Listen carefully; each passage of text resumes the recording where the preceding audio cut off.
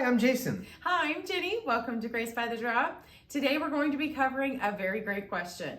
What is the church? Stay tuned.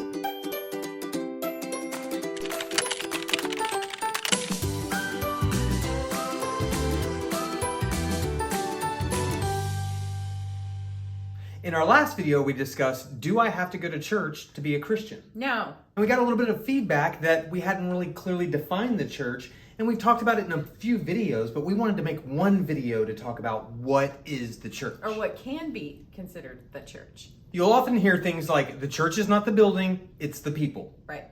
But that can even be confusing itself. What? Let's start it out with this. Where two or more are gathered, that's the church. I was going to say he's present, but okay. That's the church. Two or more gathered. It doesn't have to be in a building. It can be in your home. It can be in your front yard. That way your neighbors can see and join. What? It can be at a building. True. It could be at a coffee shop. It could be anywhere. The church is the worldwide body of believers. Yes. And however they gather together, that's fellowship. Right. The purpose of church is to gather together, to build one another up, to edify each other, to equip each other to go out and do the work of the church. With your gifts. That's right. The work of the church would be bringing the gospel to the world. Yes. And loving our neighbors. Now that we've addressed what the church is or can be considered, where you can have it, let's give a little bit more of a definitive breakdown for people what that means, such as organic church, small groups, connect groups, things like that. That's a wonderful idea. We have been to all kinds of churches. We've been to churches that are Christian retreats with hundreds of people. Oh my gosh, those are awesome. We've been to buildings that have anywhere from a few hundred to 20 people. We've been to homes that Christians are gathering together and worshiping the Lord and fellowshipping and reading the Word. We've done it at parks. We've done it on the side of the road. We've done it in backyards. We've done it at the lake. And we've done it at a business. And we've done it at a business. Church can be anywhere. Yes. So when we say, do you have to go to church to be a Christian? And our answer was no, but why would you want to? The answer is not why wouldn't you want to go to a building? The answer is why wouldn't you want to fellowship with other believers who want to come together and edify you and equip you to do the work of the ministry? So I want to dive in just a tiny bit deeper since we have a little bit more time in our video. Yeah. The church, being the body of Christ, has been given gifts. Each one of us are individually and uniquely gifted by God. And those giftings are meant to use with the church. We're responsible to Christ to use our giftings when we get together with other believers. So you may not be gifted at preaching the word, but you may be gifted at mercy and being able to be there when people are sick and ill and need comfort and solace and just presence. We each have our individual gifts. You find a group of people, figure out what their gifts are and how you all can work together to do what Jesus told us to do, which is go and preach the gospel to all the world, love our neighbors, feed the hungry, feed the poor. That's what we're called to do. Take care of widows and orphans too. So get you a little group together or find a group to be a part of. It's not that you have to go join a church. You can start a church. So before we finish the video, let's give some examples of what people can do if they are not going to a normal building church, how they can incorporate church into their lives. That's a great idea. One of the things we talked about before in the videos was about organic churches. Church really is, as we said, a gathering of people. It can be family members, neighbors, co-workers.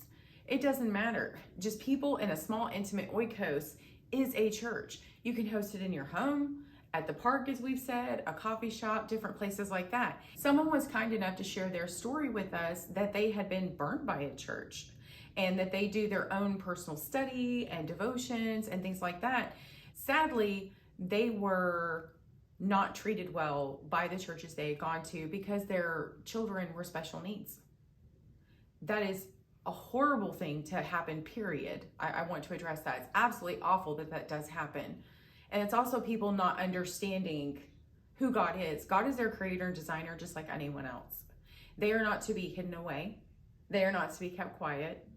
They are not to be mistreated. They are to be treated and addressed just as any other human being. That's the bottom line. Now, in caring for them, I can understand not being able to go to church. However, we want to encourage you that even if you can't attend a church, to invite people into your home. Invite your coworkers, invite your family members. You know, you have friends and an oikos of people who love you. What better way to celebrate in the body of Christ and using your gifts except for with one another? That is absolutely a wonderful opportunity, and I think a true blessing from God. If you can hear that from Him, definitely want to pray about it and have discernment. But even if you're not a teacher, that's okay. One of you is. One can host, one can teach. It does not have to be the host home has to also be the teacher. Does that make sense? Right, yeah. Many hands make light the work. Yes. Get together, figure out your giftings, and work together to create a fellowship. And what does a fellowship include? Let's at least say that. You should probably have some worship. You should probably talk to God, pray together. I guess, yes. You might want to read His Word. Yes. I say break bread together. I think you should break bread every time you meet, but that's just me. He just likes food. I just like food. But get together, fellowship, which is the breaking bread portion. Read the Word, study, pray, worship. Do those things together.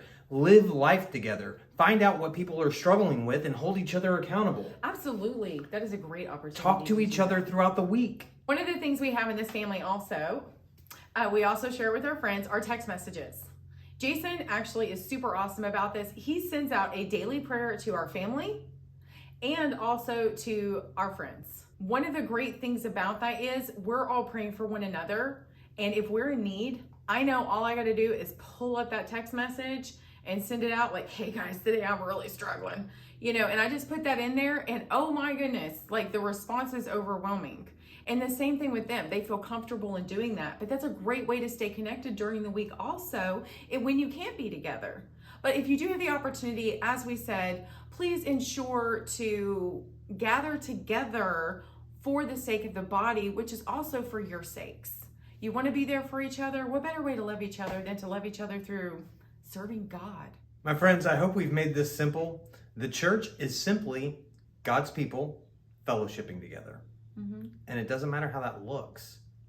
Just get together.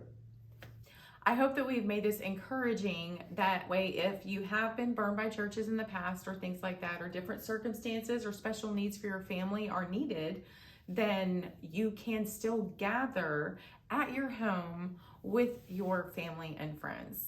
We certainly want to thank you all for joining us today. If you've enjoyed the videos, please ensure to share, like, subscribe, and ring the bell for notifications. If you would like early access to our videos and also vote on the topics that we're going to discuss in future videos, please consider checking out our Patreon in the links below. And we will see you in the next video. Bye! Ruffle.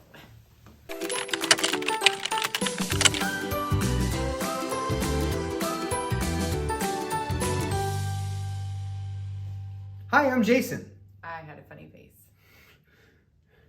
Are you ready? Yes. Stop it. Cheeky. What were you doing? Nothing. I just want to make sure we're on point and I get you. on point with Mr. Man. Double check me. I am double check. That's my job. Double checking you. Buttercup. If